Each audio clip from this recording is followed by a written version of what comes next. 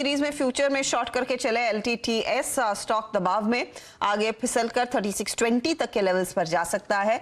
यह है एक शॉर्ट ट्रेड और शॉर्ट ट्रेड देखिए ठीक उसी समय आया है जहां पर मार्केट में भी हम देख रहे हैं ऊपरी लेवल से दबाव बनता हुआ देखने को मिला है। 230 पॉइंट निफ्टी बैंक दिन की ऊंचाई से गवा चुका है।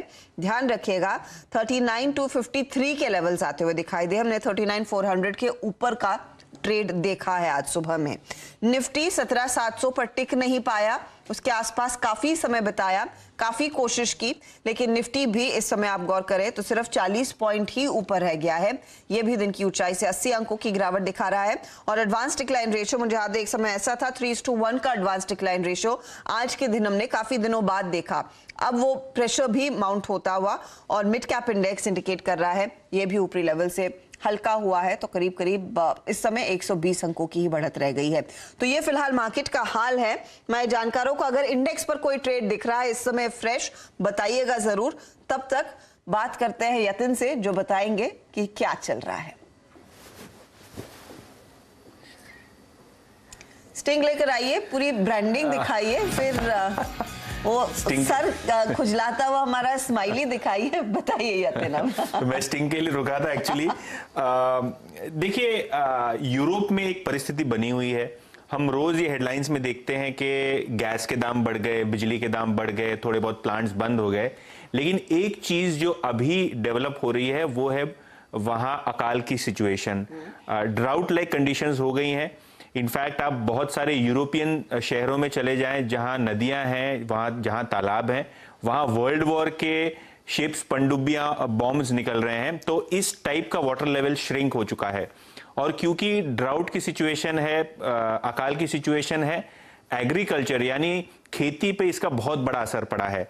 क्या चल रहा है में हम बात करेंगे बालकृष्णा इंडस्ट्री की, जो बीकेटी के ब्रांड के अंदर काफी सारे जो कमर्शियल व्हीकल और एग्रीकल्चर यानी ट्रैक्टर के टायर्स वगैरह ये लोग बनाते हैं।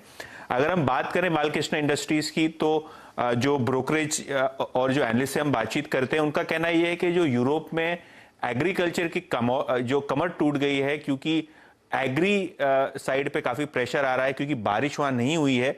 शायद आपको बालकृष्णा इंडस्ट्रीज के कारोबार पे इसका असर होता हुआ दिखाई दे। क्यों असर होता हुआ दिखाई दे? क्योंकि लगभग 54% बिजनेस कंपनी का वॉल्यूम वाइज यूरोप से आता है, और जो ये 54% बिजनेस यूरोप से आता है उसमें लगभग 66% जो कंट्रीब्यूशन है वो होता है एग्री रिलेटेड टायर्स का, यानी जो ट्रैक्टर्स के अंदर जो पुलर्स के अंदर जो टायर्स लगते हैं उनका कारोबार है। और वहां क्योंकि काफी किसानों को नुकसान हुआ है, शायद ये जो टायर रिप्लेसमेंट डिमांड है, जो टायर डिमांड है वो बैठती हुई नजर आएगी, और इसका सीधा असर जो है बालकृष्णा इंडस्ट्रीज पे होता रहेगा।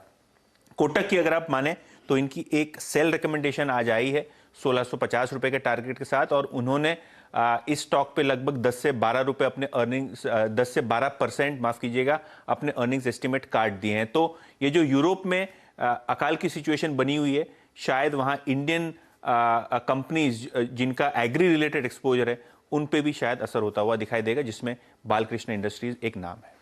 बालकृष्णा इंडस्ट्रीज स्टॉक देखिए